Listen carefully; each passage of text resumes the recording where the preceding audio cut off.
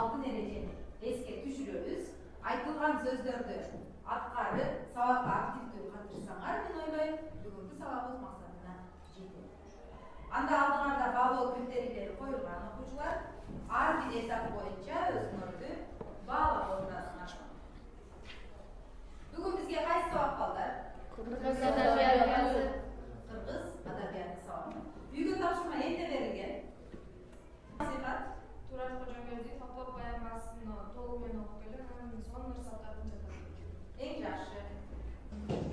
Демек бүгүнкү сабагыбыздын максаты балдар Турар Кожомбердиевдин Апа поэмасынын мазмунун эске түшүрүп, топтордо бири-бирибизге жардамдашып иштеп, ошондой эле апаларга болгон сүйүү сезимиңерди эмне кылат экенбиз? Өнүктүрөт экенбиз. Силердин автор тууралуу билгим келип жатат. Комуз тобу Турар Кожомбердиев ким болгон? Көкөр тобу ал кайсыл жылы төрөлгөн, кайсыл жердин кулуну? Боз үй тобу автордун кандай чыгармаларын билесиңер? Кана комуз тобу ким жооп берет? Үзейне. Турар Кожомбердиев, драматург, Залкар акын болду. Азамат. Демек Залкар акын, драматург Турар Кожомбердиев. Экинчи топ силердин жообуңар кайсыл жерде төрөлүптүр? Турар Кожомбердиев 1941 жылы Чүй-Өрөнүнүн Сары Булак айылында туулган. Эң жакшы. Боз үй тобу ким жооп берет силерден? Адинай. Шалманбаты Көчкөбаев, Кызылбаба, Симфония, анын көпчүлүк поэмалары Апа жөнүндө. Эң жакшы балдар. Кезекти биринчи силердин жаттап келген ырыңар суроодон баштайын. Өзүм баштап берейин. Эне сага кандай мактоо жарашат? Эне сенден ким сыйлыкты талашат? Эне менен теңдеше албайт эч бир жан. Бардык мактоо сага гана жарашат. Кана меники булат балдар. Сумая. Баарыбызды кар кылып, өмүрүңдү балдар мазар кылып, ысымыңды күнүнө үч кайталап, ырдап жүрсөң бастык кыларга кылып. Эң мыкты. Дагы улантабыз балдар. Рыскулова. Эгер кимдер энелерин унутса, ал урунсун кырсыктардын барына, куйкалансын жек көрүүнүн зарына, демек калсын апалардын каарына. Эң мыкты. Ырдабаймын калыш үчүн сыйланып, канды түрттүү каткан сырлар жыйналып. Сен жөнүндө ырдаш кыйын апаке, ырдабасам андан бетер кыйналып. Азамат.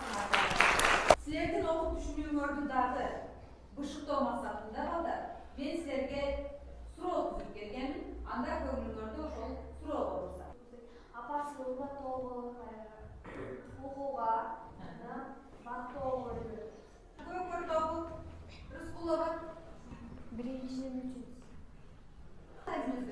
эненин мээрими мээримдүү жана Көкөрдү камкор эне болуп сөзлөргөн, Азаматсың. Асема окуп койчу. Апа поэмасында кандай көркөм каражаттар көбүрөөк колдонулат? Кандай көркөм каражаттар көбүрөөк колдонулат дейт. Нуриза айтып койчу. Метафора жана салыштыруу. Метафора жана салыштыруу колдонулуптур, балдар. Анда балдар, биз бүгүнкү сабакта силерден комуз тобун, ошондой эле көкөр тобун эң жакшы деп белгилегим келип жатат. Ошондой эле боз үй тобуна кичине сунуш айткым келип жатат. Анда баалоо баракчаларыңарды мага жыйнап берсеңер, мен силердин баалооңорду көрөмүн.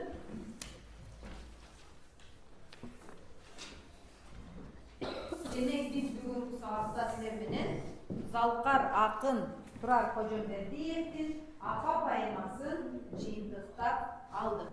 Залкар акын Турар Кожомбердиев Апа поэмасында апаны эмнеге теңеп жатат балдар? Күндөй жылуу, мээримдүү, гүлдөй назик заттарга салыштырып теңеп жатат. Мен ойлойм, мындан ары апабызды ар дайым сыйлап, урматтап, барктап жүрөсүңөр. Ошондой эле жеңил жерден орун колдоно алат деген ишеничтемин. Бүгүнкү үй тапшырманы бышыктоо сабагына жакшы катышып бердиңер. Көңүл бурганыңар үчүн чоң рахмат.